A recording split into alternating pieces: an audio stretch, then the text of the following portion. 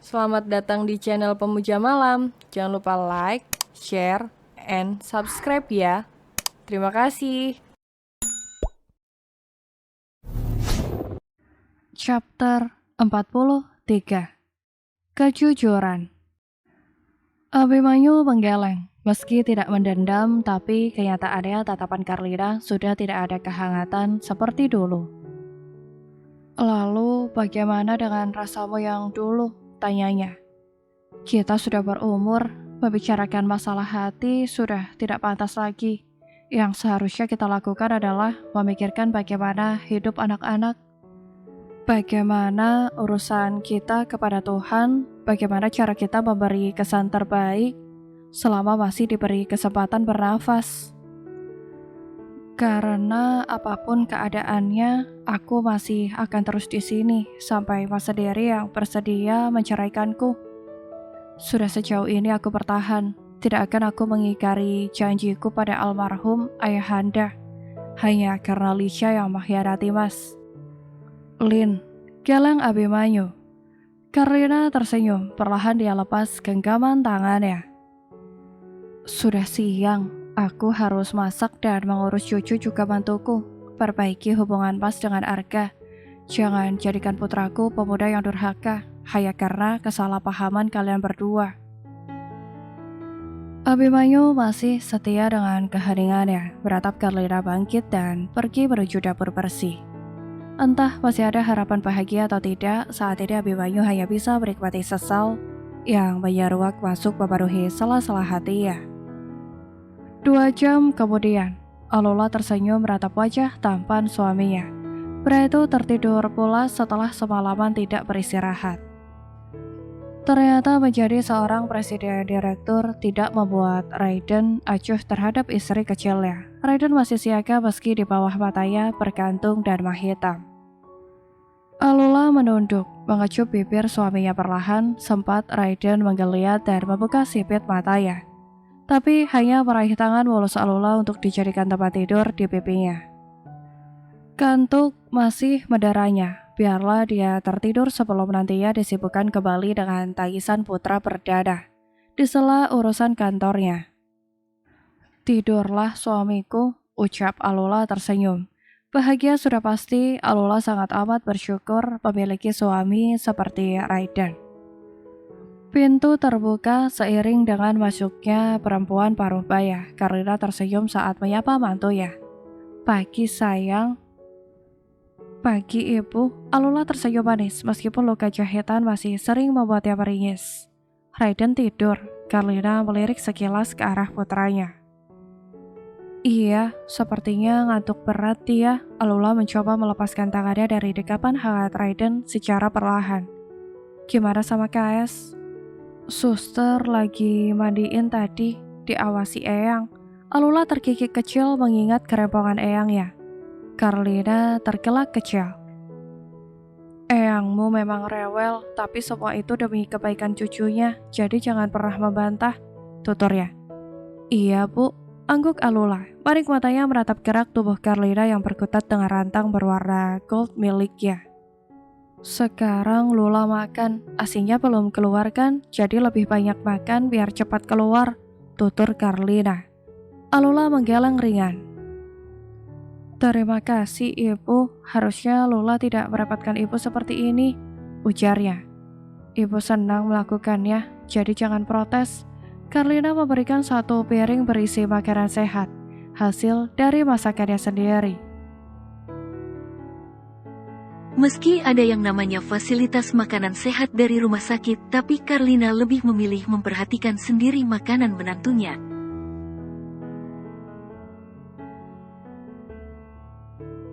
Dahulu, saat Raiden lahir, ibu kandung Carlina masih ada. Jadi segala sesuatu disiapkan oleh ibunya. Tapi Alula yatim piatu, di saat begini, tidak ada yang bisa memanjakan Alula selain Raiden dan dirinya sebagai mertua.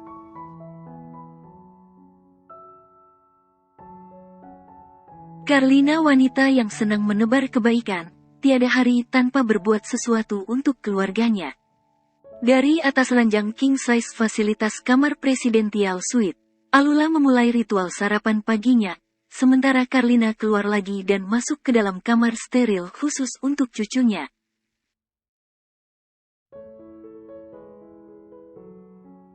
Di dalam sana masih ada Eyang yang sibuk mengatur bedong untuk Kaesang. Karlina berniat membawa bayi itu berjemur di taman sekitar.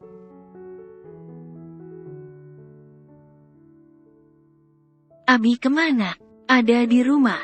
Karlina tersenyum seperti biasanya, seolah tidak terjadi apa-apa.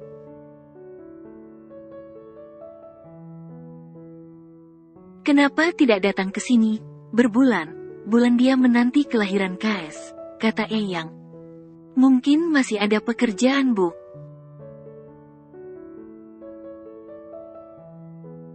Mungkin.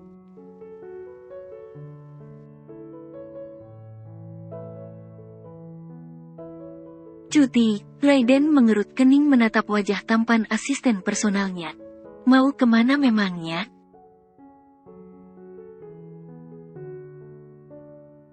Siang begini Bastian memberi kabar tidak sedap.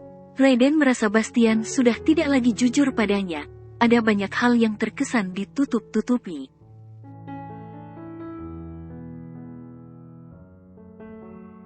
Sengaja malam tadi Raiden menginterogasi, berharap Bastian mengatakan kejujuran, tapi hasilnya hanya berkilah seperti yang sudah.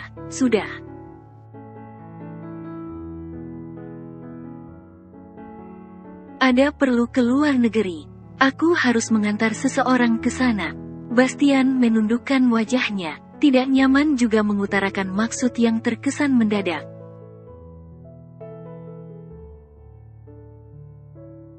Kamu tahu kan, KS baru saja lahir. Aku membutuhkanmu untuk ini dan itu. Lalu tiba saja kau mengajukan cuti? Maaf bos, tapi ini darurat. Sanggah Bastian.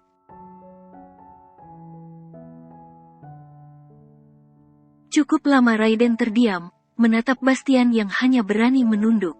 Aku perlu kejujuranmu, Bas.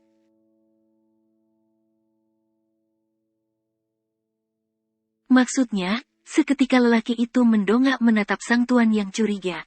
Maksud bos apa?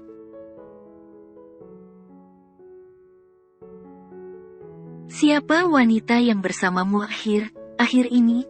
Cecar Raiden. Bastian menggeleng.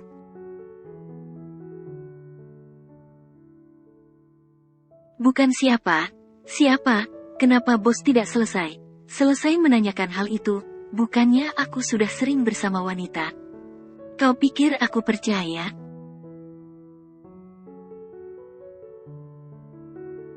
Lalu, Raiden mendekat dan menepuk pelan pundak lelaki tampan itu.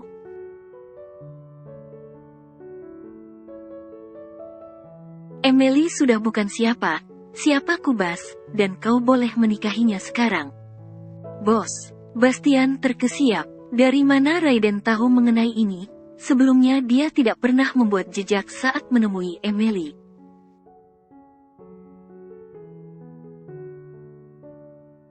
Jangan tanya dari mana aku tahu. Kamu lupa, aku punya banyak CCTV. Tambah Raiden lagi. Sejak kapan bos mengawasiku?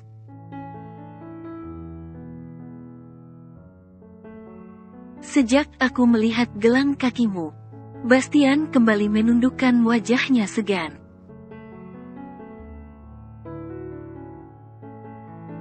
Maaf, lirihnya merasa bersalah.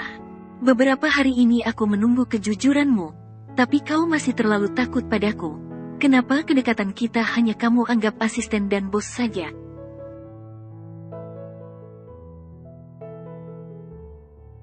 Padahal aku sudah menganggapmu bagian dari keluargaku. Aku hanya tidak enak padamu bos. Tapi sumpah, jauh sebelum bos menjadi kekasihnya, aku sudah pernah bersamanya.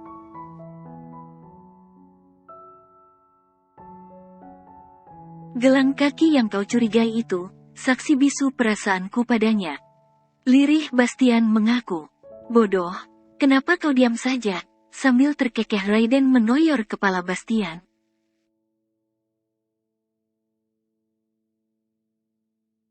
Mungkin nasib seorang asisten hanya akan berakhir seperti ini, sambung Bastian. Siapapun berhak atas cinta. Kalau memang mau memperjuangkan, perjuangkan cintamu.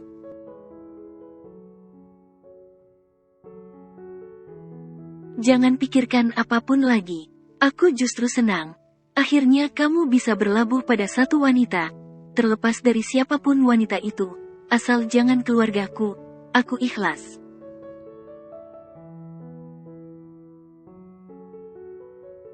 Ayu, ibu, eyang apalagi istriku, mereka haram kau dekati, paham? Sial, Bastian memeluk sang tuan dengan tawa kecil.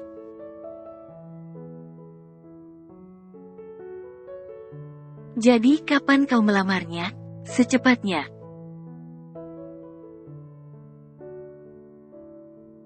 Bagus.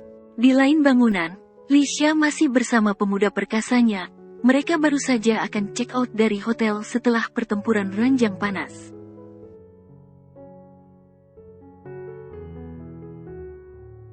Boy menggandeng tantenya menuju meja resepsionis. Seperti biasa, Boy berdiri acuh karena setiap check out wanitanya lah yang membayar sewa kamar.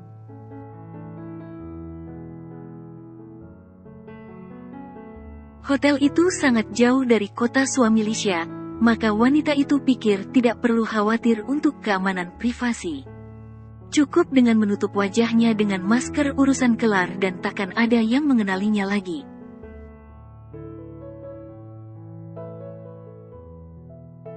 Lisha membuka tas bahu bermerek Elf miliknya. Dia meraih dompet coklat dengan merek yang sama. Satu kartu kredit eksklusif fasilitas dari suaminya dia tarik lalu menyodorkan pada sang resepsionis.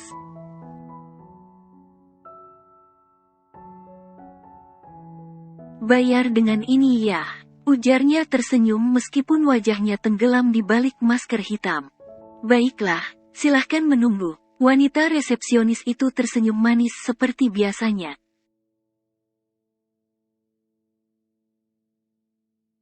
Pakaian ketat ala karyawan hotel ini berwarna merah marun dengan hiasan pita di lehernya seperti pramugari. Kamar yang Lisha pesan kamar paling mewah, maka harganya pun relatif lebih mahal daripada umumnya.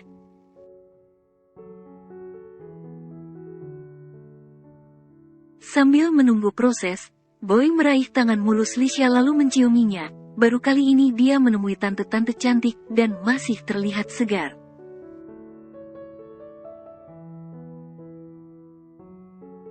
Biasanya dia hanya bertemu dengan tante yang punya banyak uang tapi tidak bisa merawat diri. Bisa saja setelah ini Boy tak mau melepas Lisha.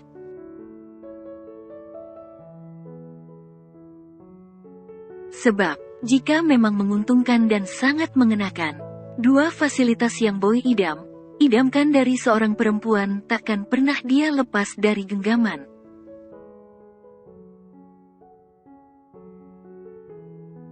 Jadi kemana kita setelah ini Tan? Tanyanya. Pulang saja, ada yang harus tante urus di rumah ibu. Nanti malam, tante hubungi kembali nomormu. Sekarang kita sepasang kekasih bukan? Sambung Lisha.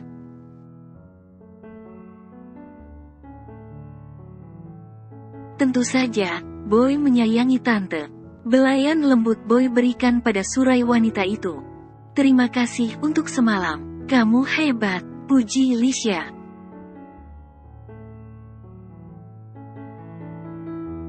Boy berdiri sangat dekat.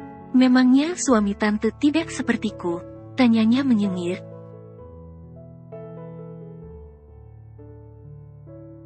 Lisha terdiam pilu. Jika mengingat kembali tentang suaminya yang berubah entah kenapa. Dulu kehangatan Mas Abi lebih darimu, tapi sekarang, dia sangat dingin padaku. Batinnya.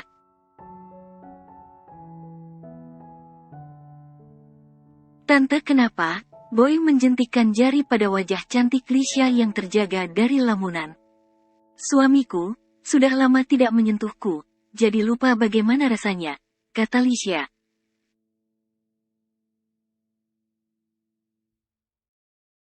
Boy menggeleng. Astaga, kasihan sekali tante ini. Kenapa ada laki yang mengacuhkan wanita secantik dirimu?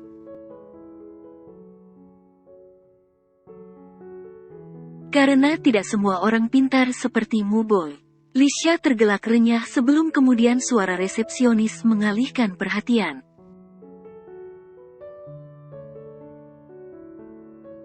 Maaf Nyonya, kartu kredit Anda tidak bisa digunakan. Lisha membuka mata sedikit lebar mendengar keluhan wanita itu.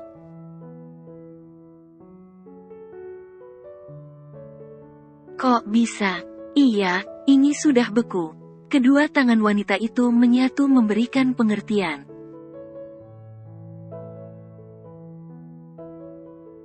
Lisha menggeleng. Tidak mungkin, Mbak. Tapi, coba pakai yang ini. Lisha menggantinya dengan kartu lain, lainnya lagi, dan lainnya kemudian.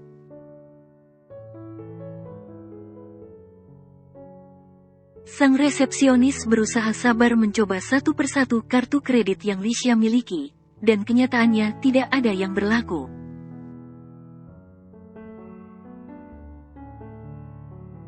Maaf Nyonya, yang ini juga tidak bisa. Geleng wanita itu. Berapa memangnya?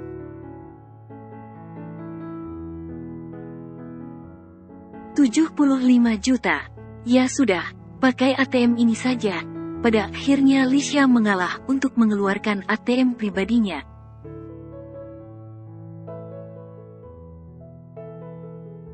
ATM yang dia miliki sebelum menikah dengan Abimanyu. Di sana terdapat banyak tabungan saat dia masih menjadi kekasih Abimanyu.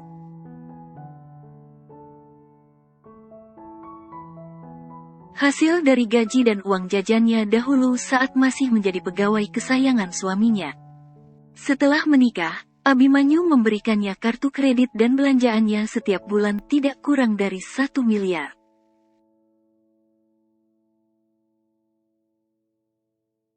Namun akhir ini, Abimanyu memang sudah membatasi pengeluarannya, ya setidaknya semenjak ada kuman Lula itu.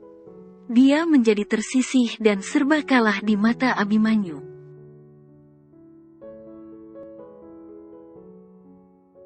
Izin ini tidak diperbolehkan dan izin itu apalagi, alasan Abimanyu sekarang karena sudah tidak lagi mengurus keuangan perusahaan.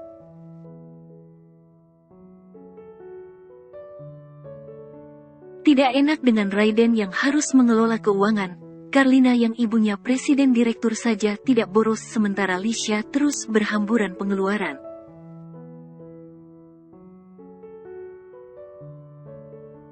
Kenapa sampai beku semua kartu kredit tante? Apa sebelumnya tidak? Boy bertanya penasaran. Untung masih ada ATM yang ada isinya. Kalau tidak, Boy berakhir zong.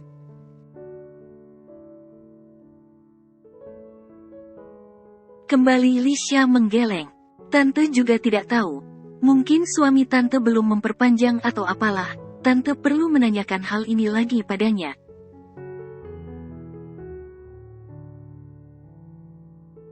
Semoga tidak benar dibekukan. Amin. Sambung Lisha lalu beralih pada resepsionis setelah berhasil dengan transaksinya.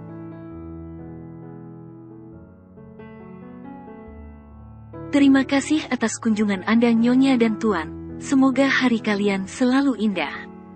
Lisha tersenyum getir.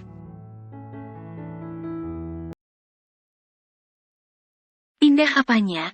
Mas Abi mulai cari gara denganku, batinnya.